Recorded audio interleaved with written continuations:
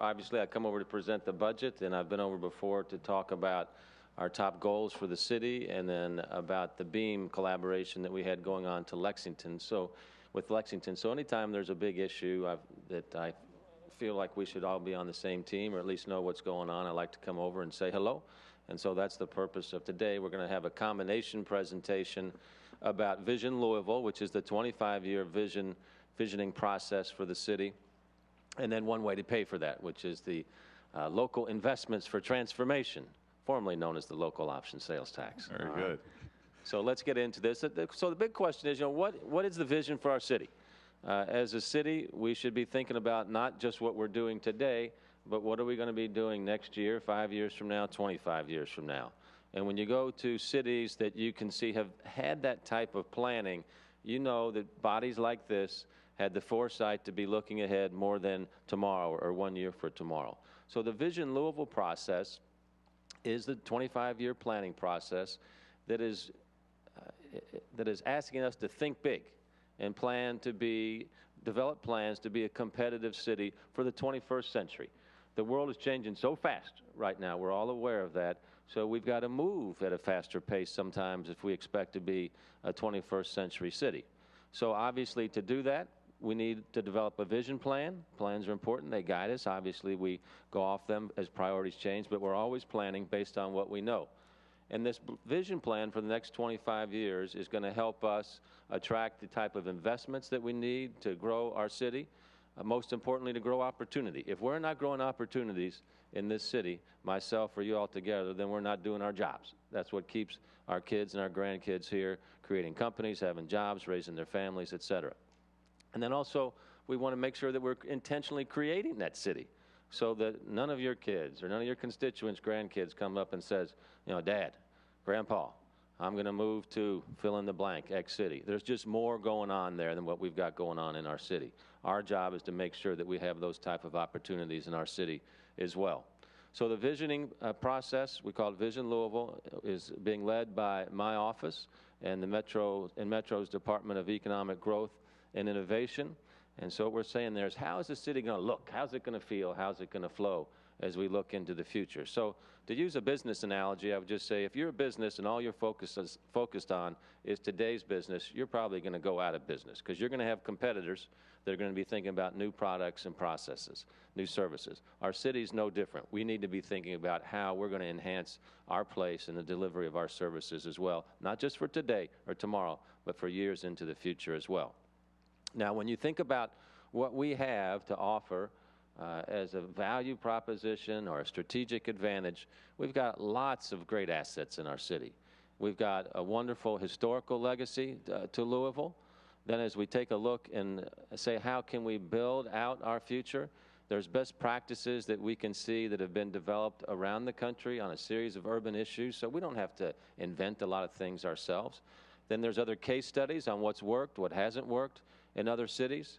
And then we can also see what are we doing right now in our city with our current planning that we have taken place, not just for Louisville, but for the region as well, everything from parks plans to transportation plans.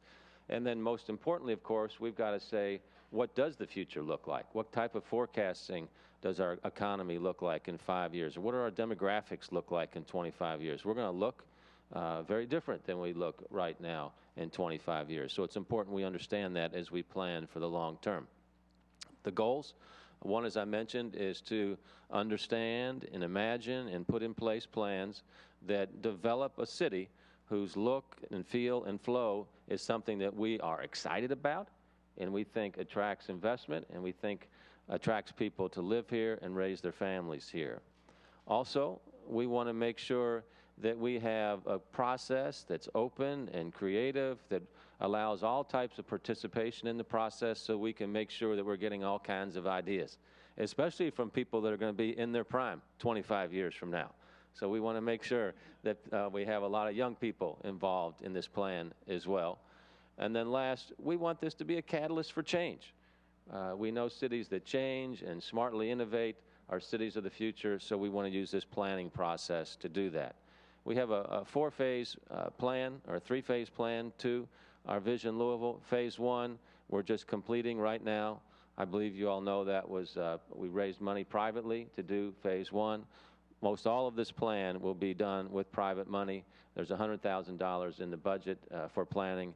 There'll be an additional $800,000 or $900,000 that we are in the process of raising privately to get this planning done. Phase two will be the next 6 months, where you'll be hearing all about community meetings, inviting the public to participate and have them give us their vision and their hopes for the future. And we'll start shaping the project a little bit more closely. And then phase three, which will run for the balance of the year and probably a little bit into 2014 also, is when we scope the project down into implementation, year 1, year 3, year 5, and then probably 5-year increments from there on out. So that'll be a guide for us. Naturally, we'll be having panels and forums in your all's districts, and we'll be asking you all to really get involved here in the next phase of this project as it becomes public. So I would just like to ask you guys and ask everybody in Louisville, what kind of city do we want to become? And let's take the time to step back and imagine that, just like we would do with a business as we grow a business. We want to do that with our city as well. Now, there's a lot of folks that have done that, and clearly we've done that with our city as well. When you think about projects like Waterfront Park, that wouldn't have been done without people that said, we may not be able to do this today, but boy, we need to clean up our waterfront and have one of the world's best parks there. Or 21st Century Park. So there's been a lot of planning. Think about what Olmsted did, and people like in this chamber 100 years ago when Frederick Law Olmsted's company was formed. Those are the type of things I'd like for us to vision as a community. Let's take a look at how some other cities have done this. Oklahoma City, Oklahoma, 20 years ago, they were almost at the depths of what their recession was when the oil and gas industry was at the bottom. 19 out of the 20 banks in their city had closed. And then there was the horrible explosion at the Muro Federal Building. And they had to ask themselves, where are we going as a city? They were in major decline. And they said, we've got to grow. We're not going to give up. So they have since developed their downtown in an area in a way that's really impressive. The one that impresses me the most there is what they've done with the United States Olympic rowing facility on their river there. Now, this river is not, before it was dammed up, would be nothing that we would recognize as a river around here. It was a creek that literally had in the budget, they were going to mow the creek 3 times a year because there was no water in the creek. But they said, through a series of dams, we can turn this into a facility that the United States Olympics will make their rowing facility. And while that, I mean, I give them a lot of credit for thinking big on something like that. And here you can see that's up there. So they've done that. They've done the downtown baseball stadium. They have a great Bricktown Canal project downtown, an NBA arena, a new music hall, new schools, new school buses. They've done this through a project that they call MAPS that we'll talk about in a minute. Jacksonville, Florida. They also have envisioned what their future is going to be like. Their primary projects had to do on their roads, bridges, sidewalks, and here you can see some of the nicer amenities they did with their equestrian center, new downtown library, some preservation projects, etc. Denver, Colorado. If you go to Denver now, it's kind of the hot American city.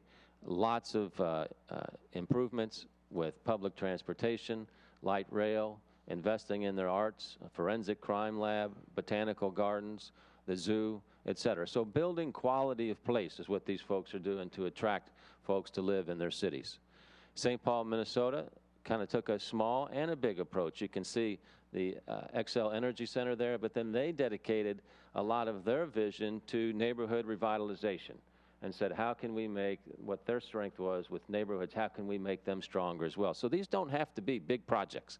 They can be neighborhood projects as well. And of course, in our city, that's what we're known for, as a fantastic city of neighborhoods. So we say, great, we got all this planning. We've got these other cities that we need to be competitive with, but how can we achieve our vision? I mean, a plan without any funds is a problem. So we've got to pay for these things. And this is a lot of time that I know we spend in our office and that you guys spend trying to figure out how can we eke out some money to do some of the projects that we want to get done in the face of so many opportunities that we have out there. So let's take a look at the revenue tools that we currently have available to us. You guys know these very well.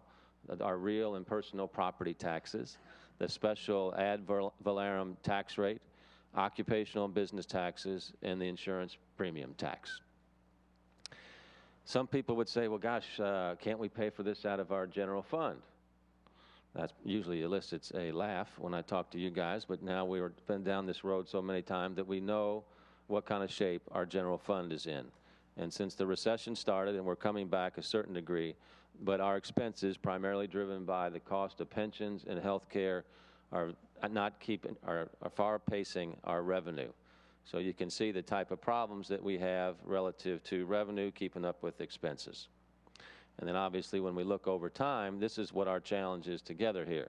I want to get our structural gap to 0. It was 40 when I started in office. We've got it down to about 20 right now. And so how can we get it to 0 so we can start investing more from our general fund? But we all know that having many dollars to invest from our general fund is probably not highly likely.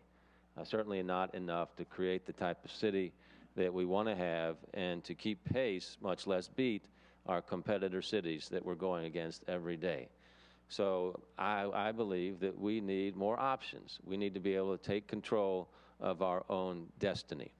So we look around the country and say, what are other people doing? We're not the only city that has this challenge in front of us. And local option sales taxes are the most common method that people use to raise money for specific projects for a specific time, paid for in a specific way, and these funds do not go into the general fund. So we're not breaking new grounds here, folks.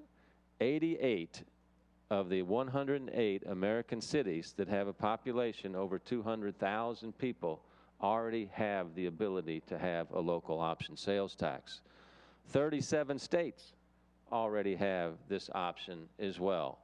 And then all of our contiguous states, except Virginia and Indiana, have this option already. So we need this just to be competitive. Not having it is like having a basketball team with 4 people. You put them on the floor and say you're supposed to win the game anyway. You usually don't do that. So we just need this basic tools to compete. So we call this initiative LIFT. Lift us up. Local Investments for Transformation. It's a local option funding tool that obviously, as I just demonstrated, it's well established and it's proven. It's flexible and it's controlled by citizens' choice. Okay, this is something that we decide. Our citizens decide. Even if we have the option, if they don't want it, they vote no. It's ideal for one-time community projects. These are capital projects. This is not money that goes into the general fund. And then it's limited in scope and specific with an end date. So let me give an example. GLI took about 100 people to Oklahoma City about 2 months ago. Oklahoma City, who is avowedly a very conservative town, has said, we have decided to invest $2 billion in ourselves over the last 17 years through a series of projects that they call MAPs, M-A-P-S, Metropolitan Area Projects. And they vote every 5 years or so on a collection of projects. Typically, there'll be 6 to 10 projects that the community selects. They can be neighborhood projects, they can be big projects, but there are community groups and elected officials that come together to say, these are the projects that we feel are the priority projects for this specific point in our city's history. Typically, they're cross-geographic, cross-demographic, so everybody looks at that and says, there's something in there for me. I can understand why this is a good thing. People say, can we afford to do this? I would say, can we afford not to invest in our city if we expect to grow and be an attractive place for our kids and grandkids to stay? So let's take a look at what it would do from us from a tax rate, sales tax rate, competitiveness standpoint. Of the 108 American cities with more than 200,000 people, our current sales tax rate is 92nd, so we're already very low there. Birmingham is the top, or the worst in this way, with a 10% sales tax. If we adopted a 1% local option tax, we'd be at 7%, obviously, 6 plus 1%, and we would still only rank 73rd. So a question of competitiveness, you can see, is not an issue for us. Indiana, our closest neighboring state, is already at 7%, so they're 1% higher than us already. So why do we need something like LIFT? One, obviously, drastically improve our quality of place to be on pace with competitor cities.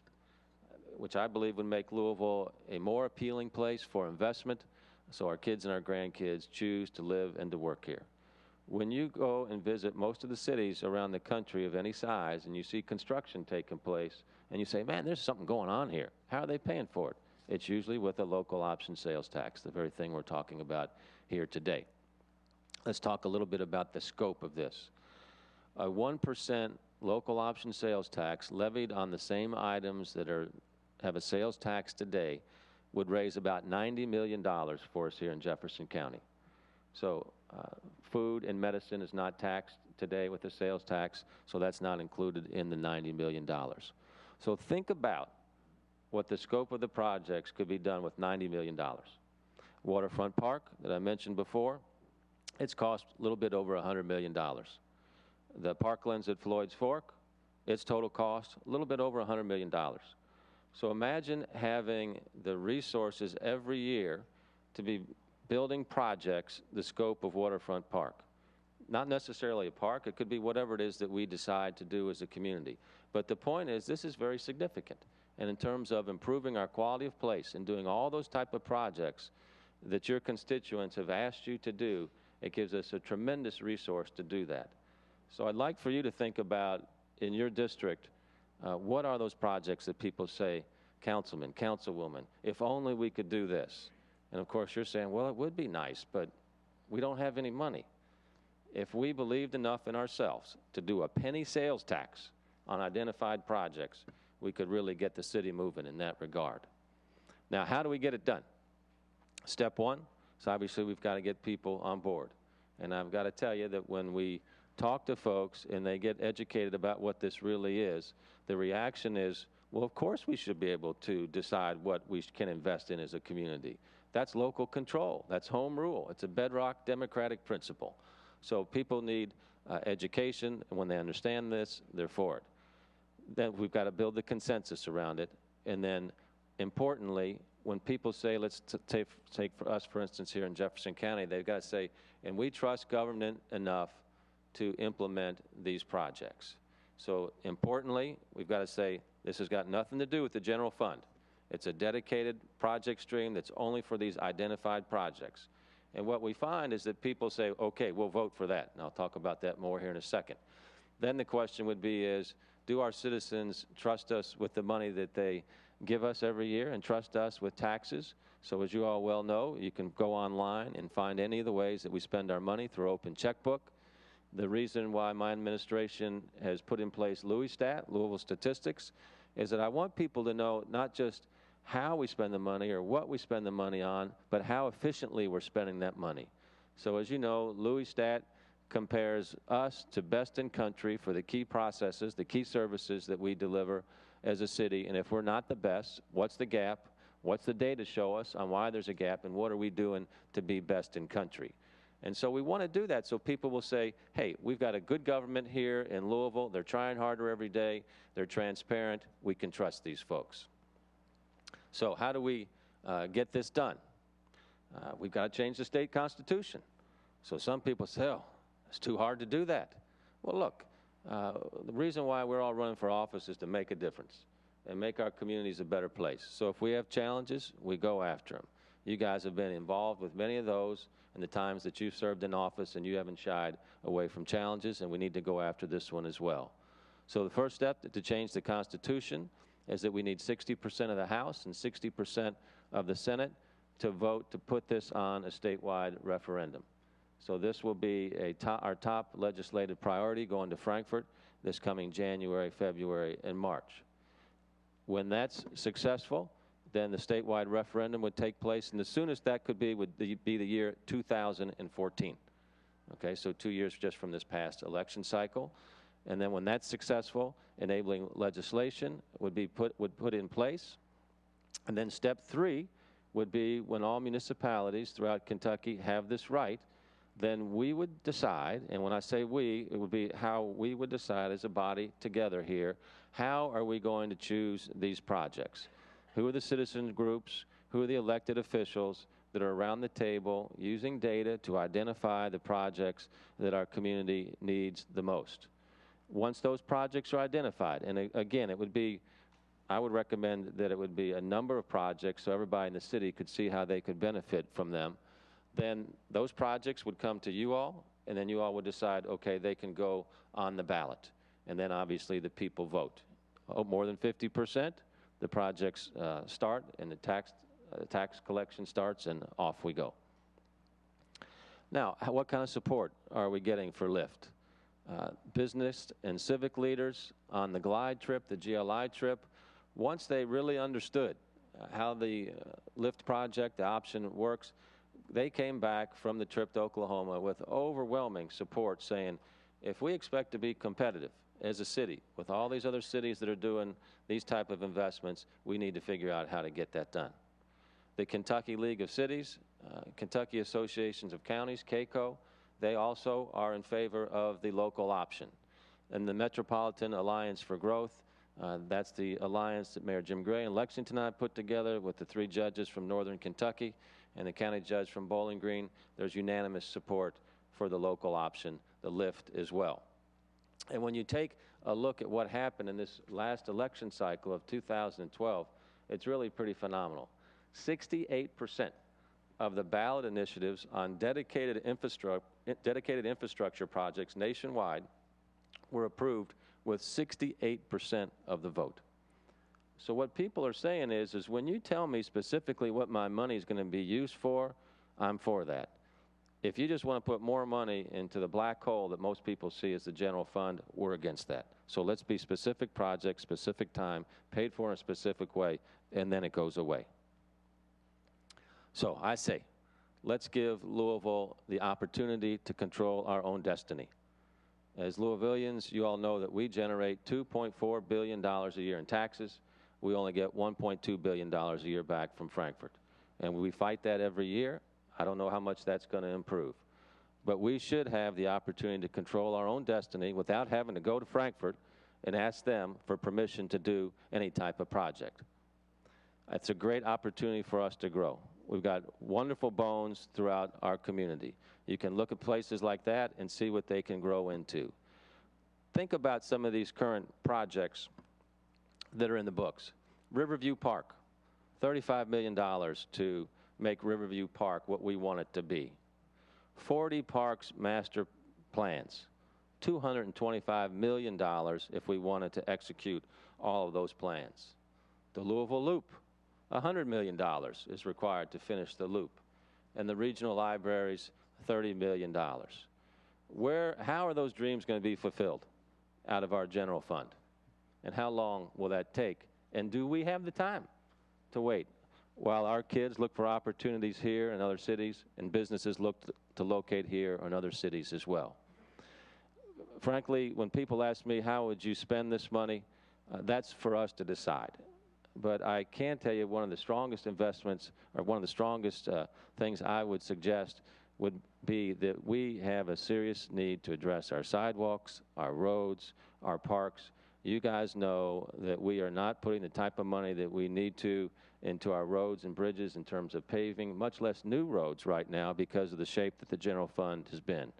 So we've only spent about $1.2 million annually on our roads and bridges right now, and that is pitifully low for a size of the city that we are, and we've been doing that so we can just get through these tough budget times. Public Works Department estimates that we need about $60 million just to get our existing bridges, sidewalks, and roads up to snuff. Where's that going to come from? It's not going to come from the general fund. So I'd ask, what are your dreams for our city? When we think about a larger entertainment district, pulling more people into our city with hospitality, improve transportation so people can get to work and get around, more parks, more libraries, again, so our city has that type of appeal when people come here and say, this is a city that believes in itself. I want to live here. I want to grow my company here. With that, I'm happy to take any questions. Mr. Mayor, thank you for that excellent presentation. And if any council members have any questions, I'll have the system open here if you'd like to register. And I guess I will start with the first question, if you don't mind. And that is, you talked about other cities like Birmingham having a 10% sales tax. Do you know offhand, or do your staff know, that same city have a tax structure like ours, such as license tax, occupational tax, those other types of taxes that we collect here? I would think it's a mix, but I'll defer to Mary Ellen on this. Okay. Mary Ellen, would you identify yourself for the record? Thank you, President King. I'm Mary Ellen Wiederwohl. I'm the Mayor's Deputy Chief of Staff. It's a real mix, and we certainly do have data on our competitor cities across the country, but localities generally benefit from a collection of different kinds of taxes, just like we do, and the mix is varied. Okay, thank you. Councilman Fleming? Thank you, Mr. President. Thank you very much. Get your mic. You got your mic on? Thank you. I appreciate that. I enjoyed the trip down to Oklahoma City. I thought it was very informative, provided a pretty good perspective on the possibilities of projects that can be completed to help transition a city that was hard-pressed into a pretty nice city. But I wanted to point out just a couple of things that you and I briefly talked about at a breakfast, and that is, it seems like when you look at the total tax burden on individuals, we're not really 92nd from what I can tell, and I assume you're looking at in a sort of an isolated city compared city tax structure. But when you look at the tax structure in terms of total tax burden for the state and local, we catapult maybe up to the top 10%. And so to try to go through and tell people that, look, we want to tax you a half or 1% more, and not have any relief or any type of offset, it might be sort of, I guess, a hard pill for them to swallow.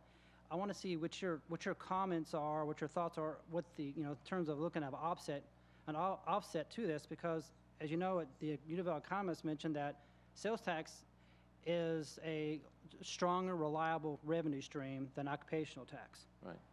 So if you look at the occupational tax and get rid of that and have this other tax, the sales tax, you might receive a whole lot more revenues given our current structure and apply it to these particular projects.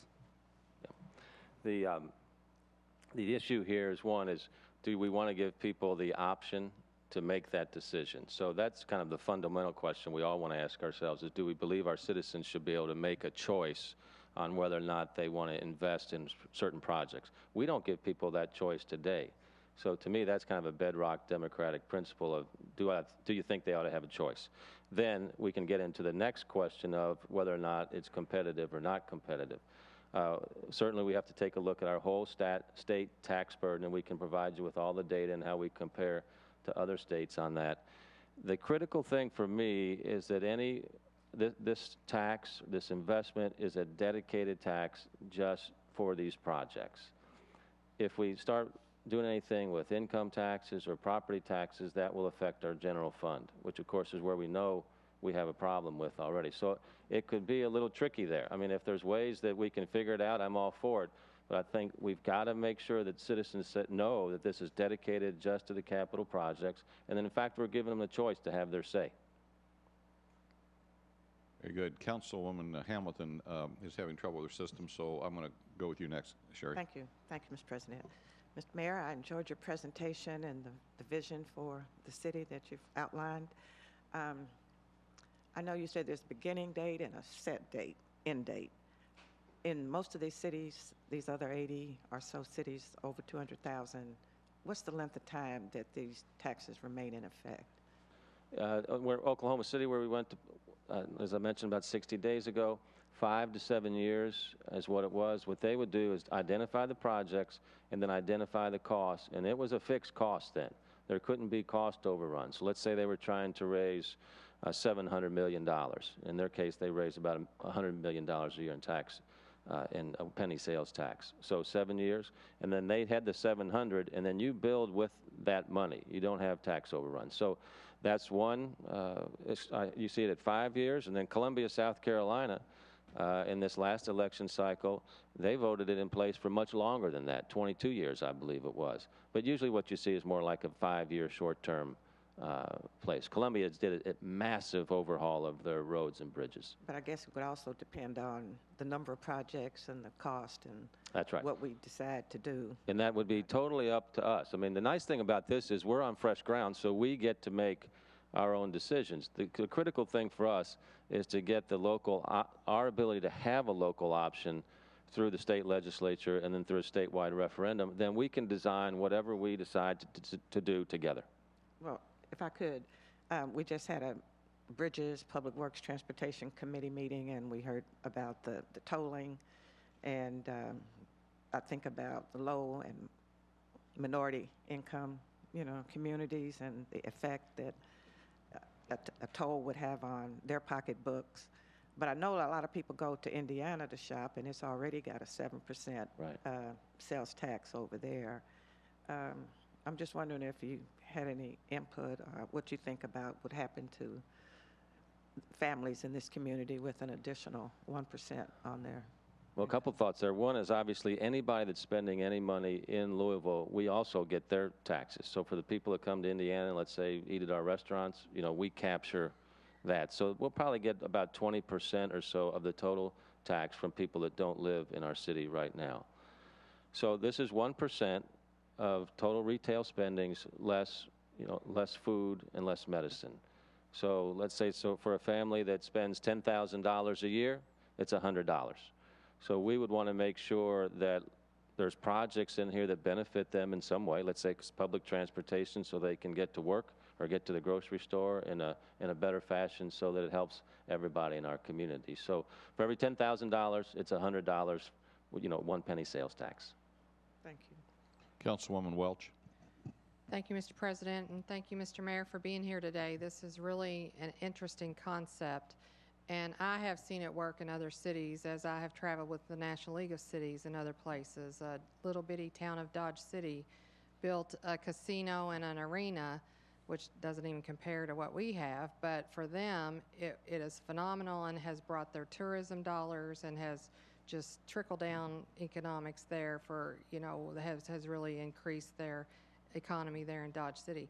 But so I see the value of this, and I really think that it would be a wonderful way for us to get our roads and our sidewalks up to par, because as we all know, there is no paving money anywhere and has not been for many years. And of course, that would be one of my top priorities for the use of the money. But what I like about it being a sales tax is that it is so fair.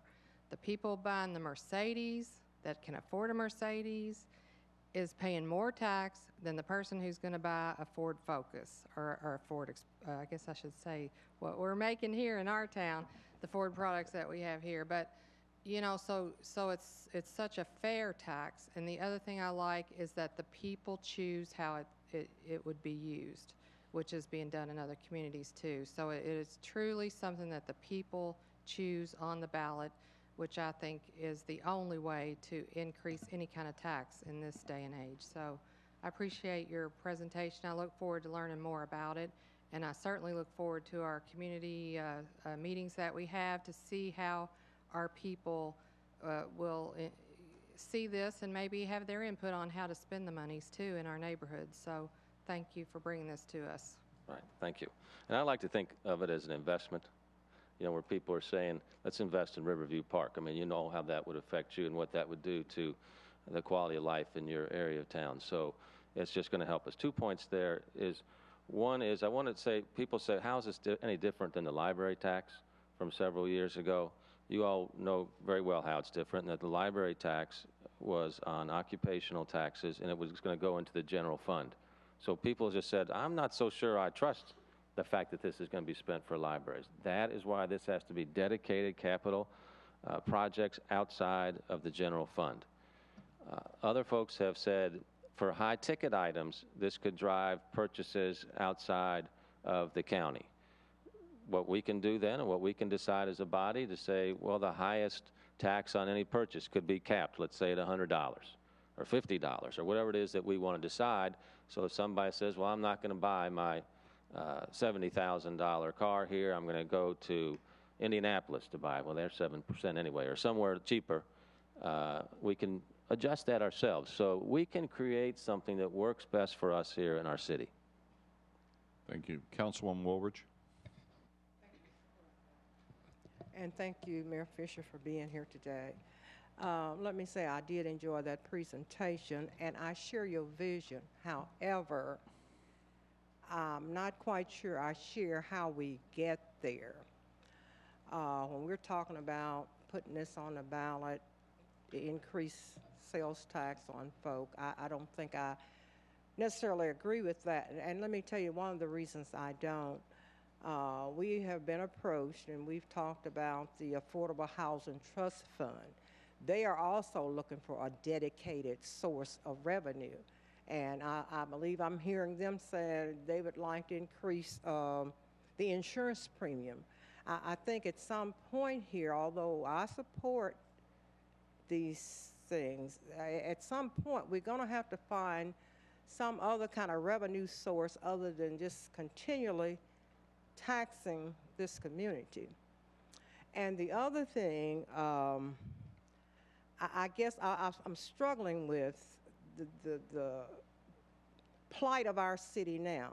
And basically, when we can't get, you know, these are basic things for me. When I can't get the grass cut in my district, when I've got boarded up and vacant houses, you know, it's just almost hard for me to, you know, have this vision about what we can do 25 years from now. I would like for somebody basically, I guess, to tell me how can we take care of these basic things today. I don't want to rain on anybody's parade, but I think that needs to be said here today. And I don't know how the council even fit into this, because I believe you said they would have to change the Constitution, the House and the Senate. So I don't even know how the council fit into this. So I would just like for you, if you could address some of the concerns that I have. You know, again, I share your vision. I think it's beautiful 25 years from now, you know, to keep our grandkids, kids in this community. It would be wonderful to create jobs. But we have some more basic things I believe that we need to do as well. Thank you, Mr. President. Right, thank you for that. And so when I talk about 25-year vision, remember that starts with year 1 and year 3 and year 5. We're not going to wait 25 years to do that. When it comes to how do we take care of some of the basic needs that we have as a city, we've got to grow our revenue, obviously, and we grow that by more people and more jobs, higher property values in the community. That's the way our present tax structure works. The only way we can do that is to have more people here, which means that we have to have companies moving here, families growing here, and increasing our quality of place so that they say, when they compare us to Austin or Nashville, they say, I'm going to Louisville instead. So we have to grow. And then on the expense side, we've got to continue to manage our expenses better. That's where Louis Stat comes into play, so we can do more with less. So we've got to continue to work both sides on that. On vacant and abandoned properties, you know of the 2 state laws that we've got changed. You know of the task force that we've got working on that. So we've got to continue to bang away at the basics of budget and basics of operation and running our day-to-day business while we also plan for the future. It doesn't have to be an either or. So we got to put both of these in place, I believe, so that we can continue to take care of business and do it better, but then also make the type of investments so we can grow as a city and grow opportunities here. Councilman Johnson. Mr. Mayor, I think over the term of my career here that I agree with you 100%, and I'll lobby legislators to help you. Thank you. We appreciate that. And that really, I guess going back, Councilwoman Woolridge, to your point, how the Metro Council is involved. Number one is, I just wanted you all to be advised of what one of our legislative priorities is going to be so that you can voice your opinion. Hopefully you're for it and you'll be loud and proud. If you're not against it, if you just kind of keep your lips sealed, I appreciate that too. But then once it does pass the state legislation and then it passes the statewide referendum, then that's when we would get activated more locally to figure out here together, okay, what projects are we going to select? How do we prioritize them? Why does it make sense? And then once the community and we decide what those are, then you all legislatively would have to put it on the ballot. So this is an informational meeting right now. Councilman Miller. Mr. Mayor, thank you so much for coming. It's very educational and illuminating for those of us that didn't go on the GLAD trip with you. Philosophically, I'm very much like Councilwoman Welch, and I believe consumption taxes are more fair. It certainly captures the underground economy that today is not paying occupational tax and net profits tax, so I'm all about that. And I'm certainly an advocate for putting tax increases on the ballot. I think, as you say, that's kind of the bedrock of Kentucky being a commonwealth and we being a democracy. we all recognize that we didn't realize it was 60 million. We had been thinking it was 35 to 50 million, somewhere in that range in terms of the infrastructure repairs that we need. So you would advocate for allocating a portion of the receipts toward infrastructure repair? I just think for us, that's one of our fundamental responsibilities of taking care of the business of the city. So before we start talking about other things, I'd say let's make sure we got our basics taken care of first. Okay. And I think the second thing is, I know how the big wow projects like light rail or some of the things that Oklahoma City did could potentially attract outsiders, but some of the neighborhood projects and the quality of life issues, we already have a pretty doggone good quality of life, and I think that is already an attractor. Do you think what kind of bump in our economy are you looking for? Do you think we could get? Well, I think for us as a city, we've got to have population growth goals.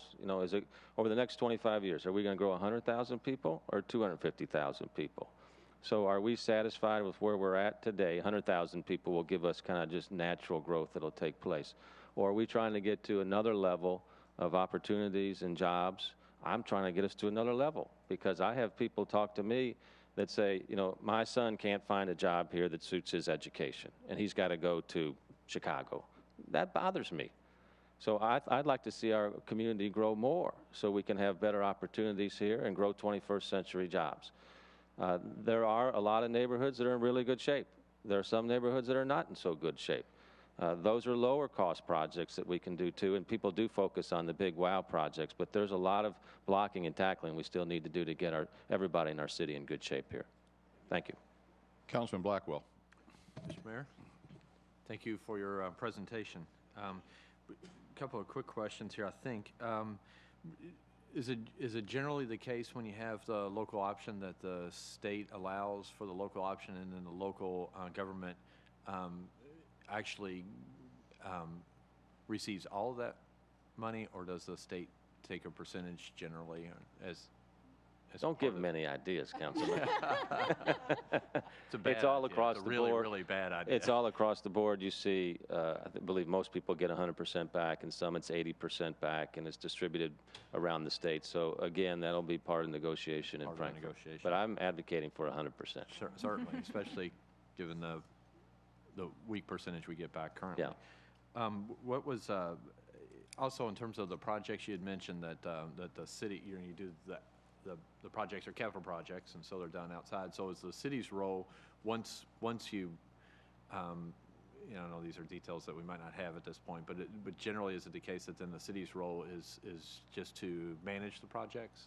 Is that kind of how it works? Well, we can do it any way we want to, but most likely, yes, it'd be just like a public works project that has money set aside for it, and the money is to be spent in a specific way. They manage, we use our local labor and so on, but they manage. I would certainly hope so. Right. Okay, gotcha. Thank you, sir. Yep. Thank you. Councilwoman Flood. Thank you, Mr. Chair. When I first started hearing about this local option, the first thing that always actually popped in my mind was, what about the poorest of us? But you did a very good job answering that the perimeters will be set by us, the local body. It won't be set by anybody else, so that we can address that issue. And I think something that's getting lost here is when my colleague mentioned the abandoned houses and things, well, we forget that if we have dedicated source that's going just to roadways and sidewalks, then that does free up a body of general funds to some extent that could be used as on other projects. And on your statistics for the 68% of approval, or 68% of the projects being approved by 63% of the folks, I happened to be in another city for about 2 weeks when a similar thing was going on, because they could call whatever their city council approved, they could pull up on a referendum. And it must have been the longest ballot in the world, because it had everything in there from the smoking ban to taxes for a park and for taxes for something else. And I was surprised about, in the media, you would think that, okay, everything that was just approved is going down because there's this movement to overturn it. An overwhelming percentage, up above the 70s, the 78% and above, approved those projects because they had a say on that money and that dollar, and people wanted their hands around their destiny. And when they know there's an end to it or what the dollars are going for, it's a little bit easier to swallow that I am the one who decided that we're going to do the infrastructure, we the citizens, not just 26 people plus the mayor. Right. So I think that's a real positive in that direction. Thank you. Thank you. Thank you. Councilman Owen? First, I think, Mr. Mayor and Mr. President, a comment on the aspect of participatory democracy and taxes. It does seem like it may well be the way of the future, and I think that's great. In participatory democracy, on this kind of additional sales tax, I think it ought to really have a finite term, a relatively short term. 5 years seems just fine to me.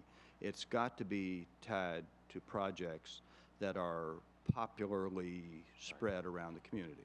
Now, and this is a question, the local government, meaning the council, would authorize the referendum for the additional tax and would authorize the menu of projects that would be paid. Is that not correct? That's correct. Thank you. As a result of, more than likely, a citizen input process, so we're all in this together. And then you guys authorize putting it on the ballot. Councilman Benson.